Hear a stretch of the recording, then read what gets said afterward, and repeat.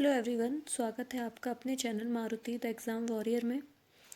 आज एक important topic जो कि है एविडेंस एक्ट का, वो मैं आपके लिए लेके आई हूँ। ये एक इंट्रोडक्शन है एविडेंस एक्ट का, जो कि आपके लिए एआईबी के लिए इम्पॉर्टेंट है और जो भी जुडिशियल एग्ज़ाम है या फिर और लॉ रिलेटेड कोई भी एग्ज़ाम है उसके लिए इम्पॉर्टेंट है। तो हम इसका इंट्रोडक्शन आज शुरू करते हैं। फर्स्ट आप यहाँ देख सकते हैं, ये मैंने इंग्लिश और हिंदी दोनों में लिखा है जिससे किसी को भी कोई प्रॉब्लम ना हो। ठीक है, फर्स्ट हम स्टार्ट करते हैं। इन्फोर्समेंट और इनेक्टमेंट डेट, ये दोनों डिफरेंट डेट हैं और बहुत सारे बच्चे इनमें कंफ्यूज हो जाते हैं कि इनेक्टमेंट डेट क्या होती है और इन्फोर्समेंट डेट क्या होती है, और कभी कभी हिंदी और इंग्लिश में भी कन्फ्यूज़न हो जाता है, इसलिए मैंने ये दोनों वर्ड आगे इंग्लिश और हिंदी दोनों में लिखे हुए हैं। देखिए, जो इनेक्टमेंट डेट होती है, इस दिन कंसेंट मिली होती है इन्हें प्रेसिडेंट की। ठीक है, कंसेंट कहाँ देता है प्रेसिडेंट? अगर हम कॉन्स्टिट्यूशन में बात करें तो 111 में, ठीक है, 111 में कंसेंट मिलती है।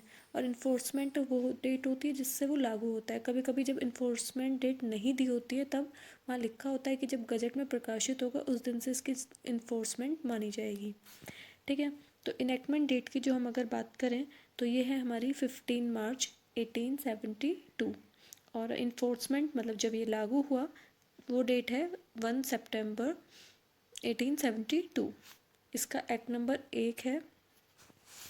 ठीक है, अगर हम इसके ऑब्जेक्ट मतलब उद्देश्य की बात करें तो कंसोलिडेट, डिफाइन और अमेंड मतलब समेकन, परिभाषित और संशोधित करना। ठीक है, और इसके ड्राफ्ट, बहुत बार ये क्वेश्चन बनता है कि इंडियन एविडेंस एक्ट का ड्राफ्ट किसने बनाया, तो ये बनाया है स्टीफन महोदय ने। ठीक है, ये बहुत बार क्वेश्चन बना है, जे में बना है, एआईबी में भी बन जाता है। ठीक है, अब हम बात करते हैं इसका नेचर कैसा है। तो ये सब्सटेंटिव लॉ है या फिर ये प्रोसीजर लॉ है, तो ये हम प्रोसीजर लॉ है। अब बहुत सारे बच्चों के दिमाग में ये आएगा कि प्रोसीजर लॉ क्या होता है और सब्सटेंटिव लॉ क्या होता है। देखिए, सब्सटेंटिव मतलब सारभूत विधि वो होती है जो अधिकार और दायित्वों को का सर्जन करती है, उनको क्रिएट करती है। ठीक है, और प्रोसीजर लॉ कौन सा होता है? जो अधिकार क्रिएट हुए हैं उनको प्राप्त करने की, मतलब उनको लेने की या उनको प्राप्त करने की जो प्रक्रिया का वर्णन करती है। ठीक है, तरीका बताती है कि कैसे काम करना है, वो होती है प्रक्रियात्मक विधि। नेक्स्ट हम बात करेंगे, जो एविडेंस एक्ट है वो सिविल लॉ और क्रिमिनल लॉ दोनों पे लागू होता है। ठीक है, क्योंकि आप देखते हैं क्रिमिनल लॉ और सिविल लॉ दोनों में एविडेंस लिए जाते हैं, और ले कैसे जाते हैं और उसके बारे में क्या है एविडेंस एक्ट में बताया गया है, इसलिए ये दोनों पे लागू होती है। और एक ये बात आती है कि ये समस्त न्यायिक कार्रवाई मतलब जितनी भी जुडिशियल प्रोसीडिंग होंगी उन सब पे ये लागू होगी। कभी कभी क्वेश्चन ये आता है कि एविडेंस एक्ट किस पर लागू नहीं होता है, ये क्वेश्चन बहुत बार आता है। तो 3 चीज़ें बहुत मेन याद रखनी है, एक शपथ पत्र एफिडेविट जो होता है हमारा, एक मध्यस्थ कार्यवाही जो होती हैं, और एक सेना न्यायालय। सेना न्यायालय में जो भी मतलब उनके एक्ट्स हैं अपने, जैसे आर्म एक्ट हो गया, एयरफोर्स एक्ट हो गया, तो इन सब पे भी एविडेंस एक्ट काम नहीं करता है। ठीक है, वो कभी भी आपको घुमा के 3 चीज़ें दे देगा, चौथी कोई और दे देगा, तो सब पूछेगा किस में लागू होता है, तो अगर जिसको पता होगा इनमें 3 में लागू नहीं होता है तो फटाफट लगा देगा कि हाँ इसमें लागू होता है।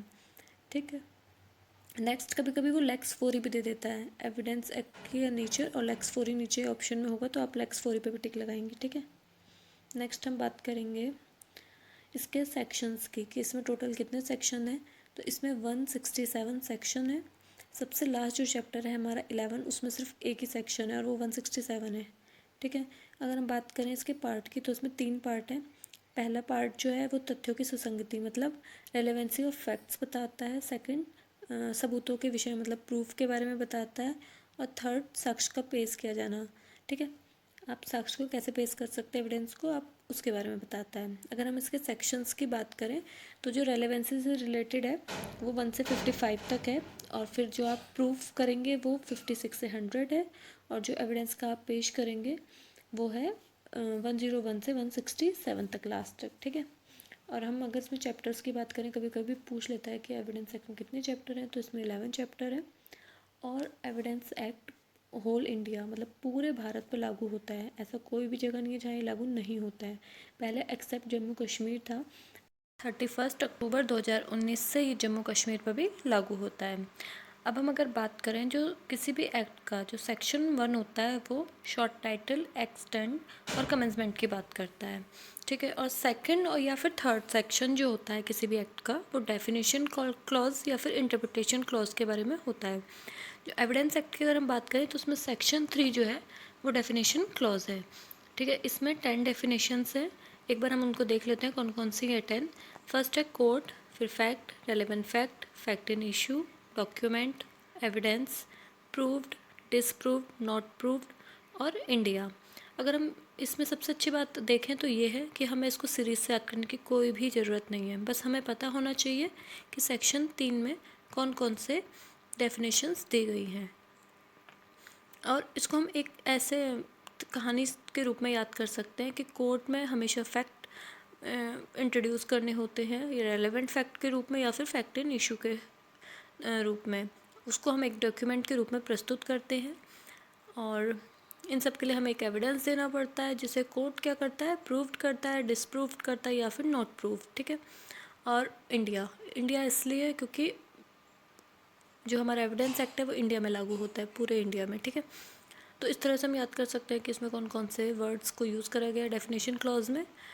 और ये डेफिनेशन क्लॉज जो है बहुत इंपॉर्टेंट है, इसके अंदर से भी बहुत सारे क्वेश्चन पूछे जाते हैं कि डॉक्यूमेंट क्या है, इसमें क्या आएगा क्या नहीं आएगा। तो इसके लिए मैं एक सेपरेट वीडियो बनाऊंगी बहुत जल्दी आप लोगों के लिए।